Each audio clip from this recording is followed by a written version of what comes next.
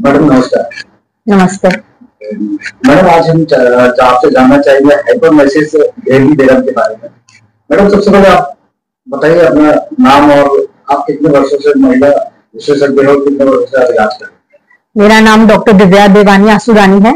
मैं नागपुर में obstetrician and gynaecologist हूँ। मेरा प्रैक्टिस जरीपटका में मेनली बेस्ड है और यहाँ पे मेरा अपना क्लिनिकल सेटअप है।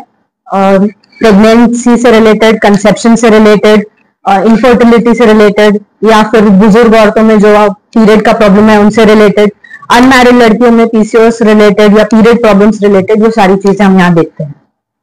मैडम हाइपरमेसिस ग्रेवी थ्योरम क्या होता है? Hyper emesis gravidarum. हाइपर मतलब ज्यादा, एमेसिस मतलब उल्टी, ग्रेविडरम मतलब प्रेगनेंसी। तो ऐसी उल्टियां जिसमें प्रेगनेंसी में बहुत ज्यादा तकलीफ हो। जनरली प्रेगनेंसी में उल्टी होना नॉर्मल बात है, बट इतनी उल्टी होना कि उससे हम काम नहीं कर सके, हमको वीकनेस कंटिन्यूस लगती रहे, अपना वजन प्रेगनेंसी में बिल्कुल बढ़े नहीं या बच्चे की ग्रोथ नहीं हो रही हो, और ऐसी कोई भी इतनी उल्टियां जो हमारे पूरे इलेक्ट्रोलाइट इम्बैलेंस क्रिएट कर दे या फिर डिहाइड्रेशन क्रिएट कर दे, उसको हम कहते हैं हाइपरेमेसिस ग्रेविडरम। बात की जाए इसके कारणों की, तो किस कारणों से होते हैं? हाइपरेमेसिस जनरली फर्स्ट प्रेगनेंसी के पहले 3 महीनों में ज्यादा होती है, कुछ कुछ प्रेगनेंसी में आखिरी तक भी रहती है। इसके कारण मेनली एचसीजी करके एक हार्मोन होता है जो प्रेगनेंसी हार्मोन होता है, उसके वजह से ये मेनली इंड्यूस होता है वॉमिटिंग। ऐसी कोई भी प्रेगनेंसी की स्टेज जिसमें एचसीजी हार्मोन ज्यादा सिक्रीट हो, जैसे कि ट्विन प्रेगनेंसी हो गई, ट्रिपलेट प्रेगनेंसी हो गई, एक मोलार प्रेगनेंसी करके होती है, या फिर पहली प्रेगनेंसी में किसी को ऐसी उल्टियों वाली तकलीफ रही है, या फिर एसिडिटी की तकलीफ किसी औरतों को पहले से ही ज्यादा है, तो ऐसी औरतें ज्यादा ससेप्टेबल होती है हाइपरेमेसिस के लिए। बात अगर लक्षणों की जाए तो अगर ये होना चालू होगी और किस किस तरीके से होगी, इसके बारे में लक्षण। हाइपरेमेसिस जो है सिर्फ उल्टियों को ही, ज्यादा उल्टियों को कहते हैं। अगर थ्रू आउट नौशिया भी लग रहा है या फिर मतलब उल्टी जैसा लग रहा है, या फिर खट्टी डकारें ज्यादा आ रही है, या उल्टी जैसी लग रहा है पर निकल नहीं रहा है कुछ, या फिर इतनी उल्टी हो रही है कि कुछ भी पेट में पानी भी नहीं टिक रहा, खाना भी नहीं टिक रहा, उसको हम कहते हैं हाइपरेमेसिस ग्रेविडरम। उसमें कंटिन्यूसली वीकनेस लगेगी आपको, जितना प्रेगनेंसी में वेट गेन था वो भी और गिरते जाएगा, जितना नॉर्मल वेट था प्रेगनेंसी से पहले वो भी कम होते जाएगा, ग्रोथ ठीक से दिखेगी नहीं। तो ये सारे लक्षण देखे जाते हैं। मैडम महिलाओं को इससे अगर बचाव करना है, बचना है, तो क्या क्या करना होगा? सबसे पहले तो मैं कहूंगी डॉक्टर के पास जाइए। घर के लोग जनरली कहते हैं कि ये उल्टियां बहुत कॉमन है, घर के बुजुर्ग हैं या कोई और प्रेग्नेंट औरत रही कहती है कि नॉर्मल है, सिर्फ तुझे ऐसा हो रहा है, या अगली प्रेगनेंसी में ऐसा नहीं होगा, या फिर आने वाली प्रेगनेंसी के टाइम में ये धीरे धीरे ठीक हो जाएगा। पर उनकी बातों पर रिलाय मत कीजिए। सबसे पहले तो अपने डॉक्टर को कंसल्ट कीजिए, क्योंकि बहुत सारे पैरामीटर्स चेक करने होते हैं, जैसे आपकी पल्स वॉल्यूम कैसा है, आपका बीपी कैसा है, आपका यूरिन आउटपुट कैसा है, यूरिन में कीटोन बॉडीज वगैरह है या नहीं। ये सिर्फ आपको एक मेडिकल हेल्थ एडवाइजर ही बता पाएगा, बाकी के लोग नहीं बता पाएंगे। मैडम इसके लक्षण में कितने महीने गर्भवती महिलाओं को शुरुआत हो जाती है, कब तक चलता है? Generally first month of conception से लेके 3-4 महीनों तक सेटल हो जाती है, पर किसी किसी वुमेन में आखिरी तक कंटिन्यूड रहती है। फिर उनको उनके पैरामीटर्स देख के डिसाइड करना चाहिए कि उनको मेडिकल हेल्प ओरल लगेगी या फिर एडमिशन लगेगा, आईवी फ्लूइड्स देने पड़ेंगे, या फिर घरगुती इलाज से या फिर कुछ मेडिकेशन ओरल देके वो ठीक हो जाएगा। मतलब इस बीमारी के चलते, इस प्रॉब्लम के चलते क्या महिलाओं को और कोई दूसरी भी समस्या होती? हाँ, कहीं कहीं तो इसको नियर डेथ भी बोला जाता है।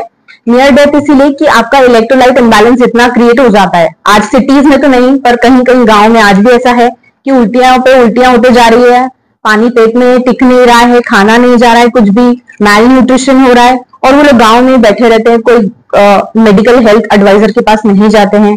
सब लोग घर के यही बोलते रहते हैं कि उल्टी है, आज नहीं हो रही, कल ठीक हो जाएगी, अगले महीने ठीक हो जाएगी, पर ऐसा नहीं है।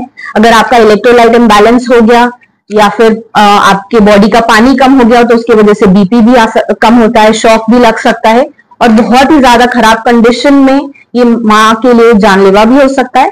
और इससे भी ज्यादा एक्सट्रीम कंडीशंस में अगर आपका इलेक्ट्रोलाइट इम्बैलेंस बहुत ज्यादा है तो फिर बच्चे की भी जान जा सकती है। मैडम इस समस्या को लेकर, बीमारी को लेकर आप अपने पेशेंट को, शहर की जनता को क्या कुछ बताना चाहेंगे? मैं बस यही कहूंगी कि जो पहले से मिथ बनी हुई है कि प्रेगनेंसी में उल्टी होना एक अच्छा लक्षण है या फिर उल्टी रोज होनी चाहिए या बंद हो जाएगी, अपने आप डिसीजंस मत लीजिए। सिर्फ इन्फ्लुएंसर के ऊपर या सोशल मीडिया के ऊपर भी जाके यूट्यूब पे या फिर कोई मॉम बनने वाली है, टू बी मॉम्स आजकल बहुत इन्फ्लुएंसर्स होती है, या जो माँ बन चुके हैं वो इन्फ्लुएंसर बताती है कि ये खा लो, ये कर लो, इससे मेरी कम हो गई थी। इन सब के ऊपर मत जाइए, आप एक डॉक्टर की सहायता लीजिए। बात की जाए आपके लाइफ केयर हॉस्पिटल की, तो यहाँ पर महिलाओं की समस्याओं को क्या क्या बीमारियों का इलाज किया जाता है और क्या नई टेक्निक नई पद्धति के द्वारा किया जाता है? हमारे यहाँ पे प्री कंसेप्शनल काउंसलिंग से लेकर मतलब कौन सी औरतों को कंसीव कब करना चाहिए, इनफैक्ट शादी से भी पहले ये कंपैटिबल पर्सन है कि नहीं, वहां से लेके हम शुरुआत करते हैं। क्योंकि आजकल ऐसा है कि सब लोग लव मैरिज ही ज्यादा करते हैं। अब तो उनके अवेयरनेस लकीली इतनी बढ़ गई है कि वो लोग आते हैं, हमसे कंसल्ट करते हैं, अपने ब्लड एग्जामिनेशंस करवाते हैं, उनको प्रेगनेंसी कितनी डिले करनी है, जिसको हम बोलते हैं कि ओवेरियन आपका टाइम कितना है, वो भी आके देखते हैं। बायोलॉजिकल क्लॉक अपना चेक करने आते हैं कि वो कब तक अपनी प्रेगनेंसी डिले कर सकते हैं। वहां से लेके फिर उसके बाद कंसेप्शन के बाद इमीडिएटली कंसेप्शन में अगर कोई प्रॉब्लम आ रही है तो उसके लिए सोनोग्राफी, उसका आगे का इलाज, हस्बैंड में कोई तकलीफ है या वाइफ में कोई तकलीफ है उसका इलाज, उसको पहले पता लगाना और फिर उसका इलाज, और बाद में फिर पूरा through out pregnancy, high risk pregnancy वगैरह सारी कवर की जाती है। और फिर सेफ मदरहुड। सेफ मदरहुड मतलब प्रेगनेंसी तो सेफ जरूरी है, पर साथ में डिलीवरी भी सेफली, ताकि मदर भी सेफ है और बेबी भी सेफ है। ये पूरा ध्यान हमारे यहाँ रखा जाता है। मैडम, अगर लाइफ केयर हॉस्पिटल में आपसे किसी को परामर्श लेना है, इलाज करवाना, तो किस तरीके से आपके पास पहुंच सकता है? मैं आपको इजीली अवेलेबल मिल जाऊंगी। आप मेरा नाम डॉक्टर दिव्या देवानी आसुदानी गूगल पे सर्च कर सकते हैं, जस्ट डायल पे सर्च कर सकते हैं। मेरा हॉस्पिटल का एड्रेस है प्लॉट नंबर 20 नारा रोड, जरीपटका, नागपुर।